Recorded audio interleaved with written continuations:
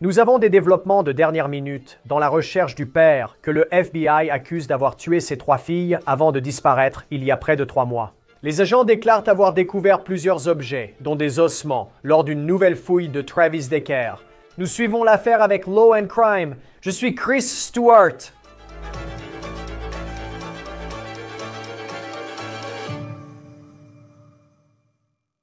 Cela fait près de 3 mois que cette terrible histoire a débuté et que nous avons entendu le nom de Travis Decker pour la première fois. Decker était le père de 3 magnifiques petites filles, Peyton, 9 ans, Evelyn, 8 ans et Olivia, 5 ans. Vous pouvez voir qui elles étaient sur ces photos et vous faire une idée de la joie qu'elles ont apportée dans ce monde. Decker, leur père, était ancien militaire. Il avait de l'expérience en plein air, ce qui explique peut-être pourquoi, depuis la fin du mois de mai, personne n'a réussi à le retrouver. Ni les United States Marshals, ni le FBI, ni le shérif local, ni les nombreux bénévoles impliqués dans les recherches. Et la vérité, c'est que le FBI dit toujours qu'il n'est pas clair si Decker est mort ou vivant. Le FBI a fermé des parties du camping Rock Island à Leavenworth, Washington, cette semaine pour chercher des indices sur la disparition de Travis Decker. Je vais vous dire dans un instant quels objets ils ont trouvés et ce que cela signifie pour cette chasse à l'homme. Mais revenons au 2 juin, lorsque les corps des filles de Decker ont été retrouvés dans ce camping. La suite de l'histoire n'est pas facile à raconter, car nous avons récemment appris que ces filles sont mortes par suffocation, qu'elles avaient plusieurs sacs plastiques séparés sur la tête et des câbles attachés autour de leur corps, selon le bureau du shérif local. Et la nouveauté à ce sujet, c'est que l'analyse acide désoxyribonucléique est revenue ce mois-ci et a montré que Decker, selon les forces de l'ordre, est le seul suspect dans ces meurtres. Son acide désoxyribonucléique a été retrouvé sur les preuves qui ont été recueillies sur les lieux. Decker a été vu pour la dernière fois par son ex-femme, la mère de ses enfants, quelques jours auparavant, le 30 mai. Decker est venu chercher les filles pour une visite prévue. Son ex-femme a dit que Decker lui avait dit « Je te verrai ce soir vers 8 heures avant de partir » et il n'est jamais revenu. Son ex-femme a appelé la police. Lorsque les corps des 3 filles ont été retrouvés, la recherche de cet ancien soldat de l'armée a commencé. Voici les images initialement diffusées par les forces de l'ordre, montrant à quoi Decker pourrait ressembler s'il était vivant. Les United States Marshals offrent 20 000 $ pour toute information menant à sa capture. Voici les images de surveillance diffusées par la police, montrant Decker avant l'enlèvement présumé de ses filles. Ensuite, nous avons reçu une vidéo de caméra corporelle le montrant impliqué dans un accrochage qui a eu lieu quelques jours avant les meurtres. Le voici debout avec des policiers sur le parking d'un supermarché le 27 mai de cette année. C'était 3 jours avant son départ avec ses filles. Même si les forces de l'ordre ont recherché Decker de manière intensive, ils n'ont pas réussi à le retrouver. Et le mois dernier, ils ont annoncé qu'ils retiraient des ressources de cette enquête. Je veux être clair. Actuellement, nous n'avons aucune preuve que Travis Decker soit vivant ou mort. Mais cette semaine, le FBI a bouclé la zone autour du terrain de camping, autour de la scène de crime où ces filles ont été retrouvées. Ils ont lancé une nouvelle fouille avec 100 agents qui ont fouillé un rayon de 400 mètres autour de la scène de crime où les filles ont été retrouvées mortes. Nous n'avons aucune preuve que Travis Decker soit vivant ou mort, mais nous menons une opération de recherche en quadrillage au cours des 2 prochains jours. Elle est en cours en ce moment même. Nous espérons trouver des preuves qui nous mèneront à Travis Decker ou toute information concernant le meurtre de ces 3 filles. En fouillant et en documentant minutieusement la zone, nous pouvons éviter d'avoir à la réexaminer à l'avenir en recueillant toutes les preuves possibles. Le FBI a indiqué analyser des objets pour vérifier leur lien avec Travis Decker. L'objet le plus remarquable mentionné est un ensemble d'ossements découverts par les agents. Le FBI s'est entretenu avec le journal Wenatchee World, qui est le journal local de la communauté du centre de l'État de Washington où tout cela se déroule. Et le FBI a déclaré qu'il n'est pas clair si ces ossements sont ceux d'un être humain. Si ce sont des os humains, on ignore encore s'ils sont à Travis Decker. D'autres analyses sont nécessaires. Il faudra peut-être des semaines pour savoir si ce sont les ossements de Travis Decker. Le journal indique aussi que le FBI aurait déjà retrouvé les restes d'une victime d'overdose. Donc, même s'il s'agit d'un être humain, il n'est pas totalement exclu que ce soit quelqu'un d'autre que Travis Decker.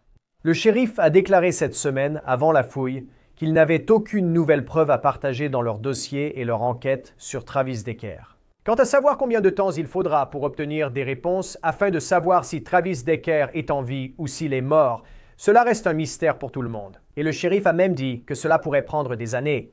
La police a indiqué que Decker était sans abri lors des meurtres des filles. Il avait vécu dans des motels, hôtels, campings et même dans sa voiture. Son ex-femme a dit qu'il avait des problèmes de santé mentale. Son avocat a déclaré à American Broadcasting Company News que l'ex-femme de Decker estime que le système a échoué son ex-mari, faute de ressources, pour obtenir une aide en santé mentale.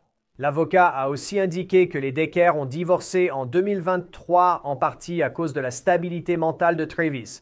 Decker pouvait voir les filles plus 3 heures le vendredi et 8 heures un week-end sur 2, à condition de rester dans la région de Washington. C'est ce qu'a indiqué American Broadcasting Company News. Voici ce qu'a déclaré Whitney Decker, ex-femme de Travis Decker et mère des 3 filles décédées, lors d'une cérémonie commémorative selon Como.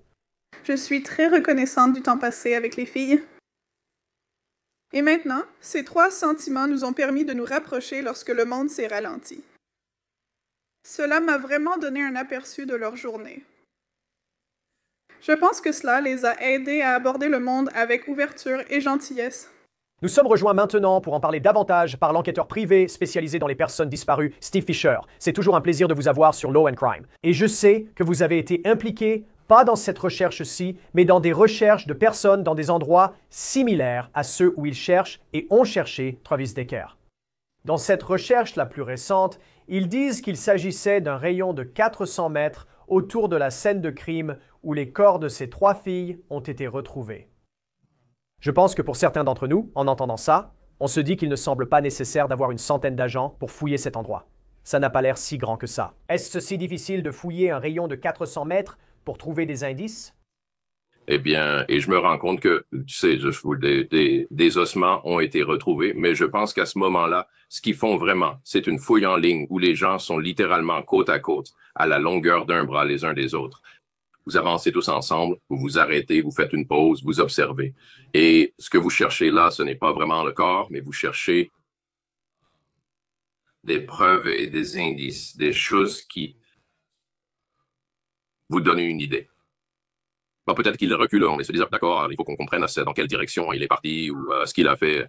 Donc, il pourrait rechercher tout, depuis des broussailles qui ont été écrasées là où elles n'auraient pas dû l'être.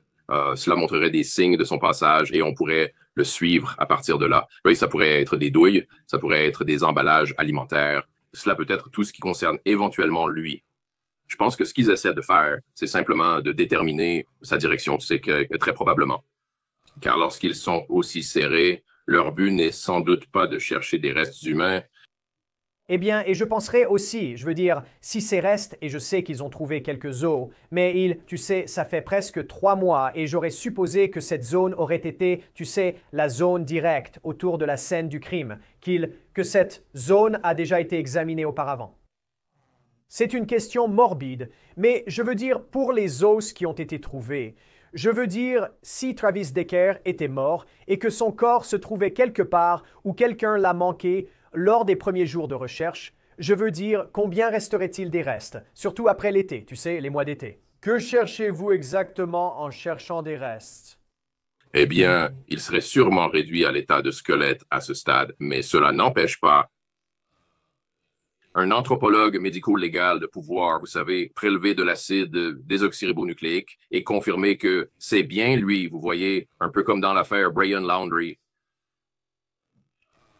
Mais vous savez, il y a d'autres choses qu'il pourrait probablement, vous savez, ce serait surprenant s'il le trouvait réellement, je pense, dans ce périmètre.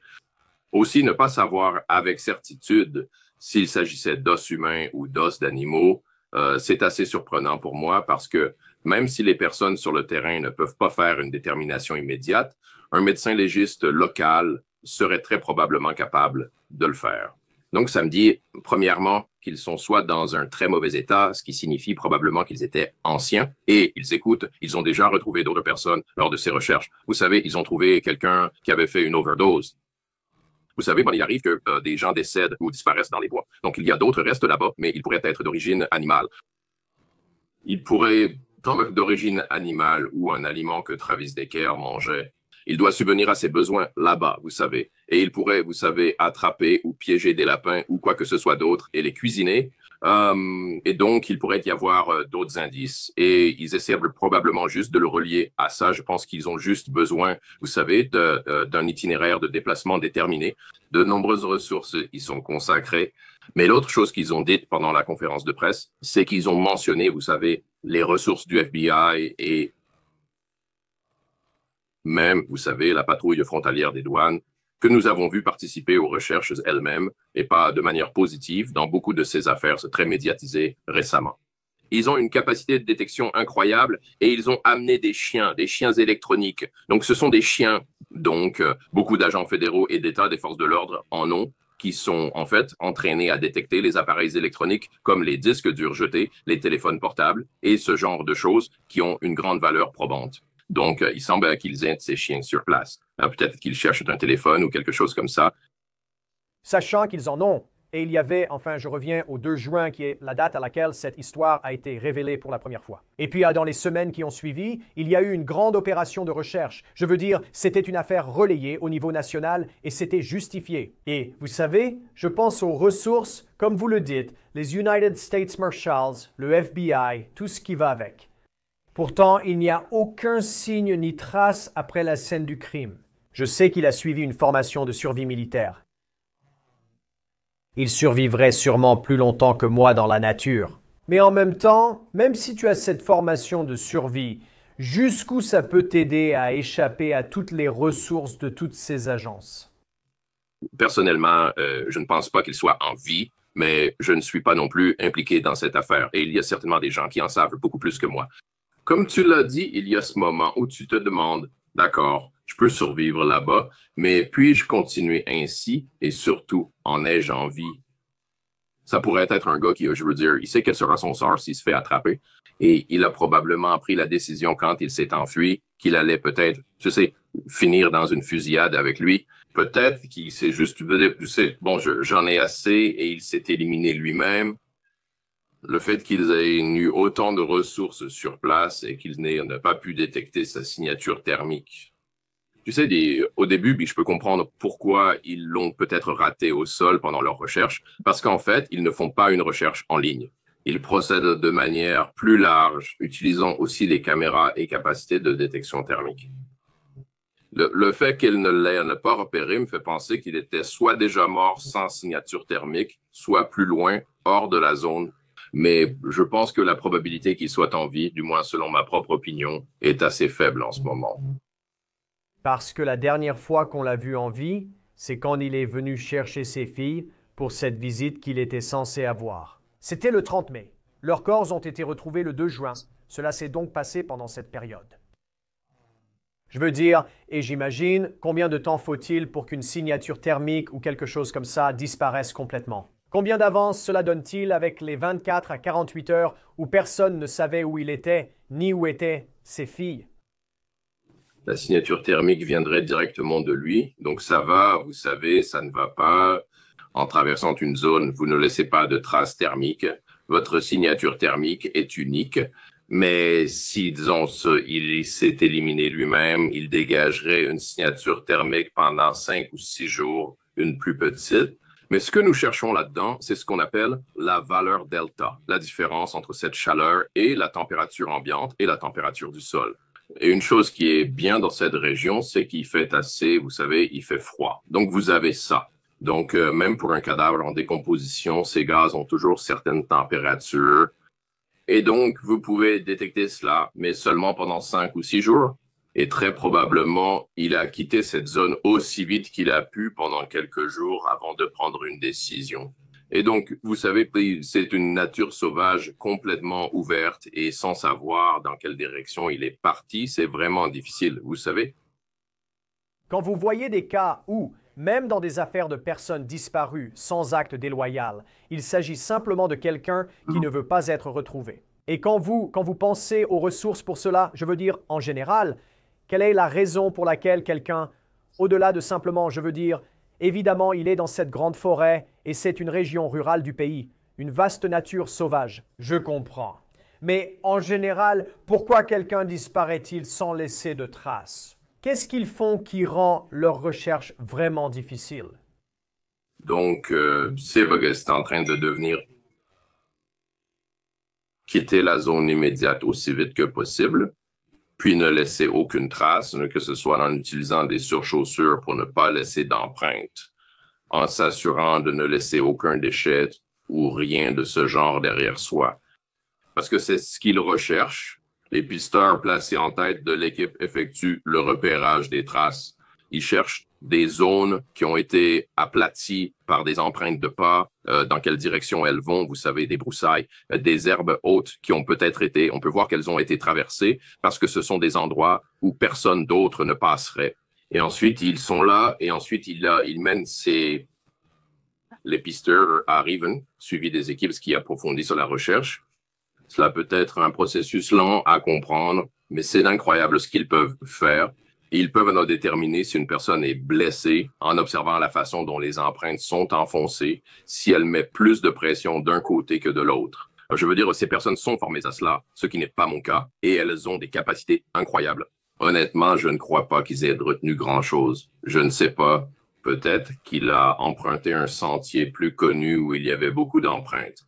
Donc, ils ne peuvent rien déterminer. Et ensuite, il s'est éloigné de plusieurs kilomètres de la zone, puis s'est faufilé dans, vous savez, des endroits plus isolés. Et vous savez, cela peut littéralement être impossible, surtout s'il est désormais mort. Un jour, s'il est en vie, il partira. Il laisse une empreinte, qu'elle soit réelle, numérique ou autre, quelque part, et doit survivre d'une façon ou d'une autre. Mais s'il est mort, mon gars, il y a énormément de terrain à couvrir pour retrouver des restes, parce qu'il est probablement recroquevillé dans un abri naturel, que ce soit une grotte dans la roche ou autre chose.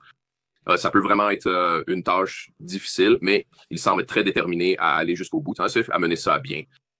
Oui, et je pensais qu'il y avait une bonne citation. Je crois que c'était de l'agent du FBI qui faisait la conférence de presse. Il disait que s'il était encore en vie, il devait être parfait chaque jour, alors que pour nous, une seule fois suffit. C'est ça.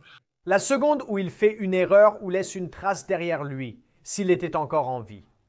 Mais à quel point est-ce courant que quelqu'un, parce qu'il semble enfin, vous savez, 3 mois et cette affaire semblait être devenue froide très rapidement pour eux. À quel point est-il fréquent que le FBI ignore totalement où se trouve une affaire? Je pense qu'ils ont quand même une piste. Je pense que même s'ils sont déterminés, par exemple, à dire « Et vous savez, il a traversé une zone fréquentée, puis il s'est séparé », je pense qu'ils ont une bonne idée de ce qu'il a fait. Ils doivent revenir en arrière et tout vérifier. Ils cherchent probablement d'autres preuves maintenant. Il pourrait y avoir de petites choses, vous savez, qu'il aurait pu laisser tomber, peut-être une carte SIM ou un téléphone jetable ou quelque chose comme ça. Mais vous savez, ce n'est pas parce qu'ils sont du FBI ou du service des marshals ou autres qu'ils sont des magiciens. Vous savez, ils ne peuvent pas.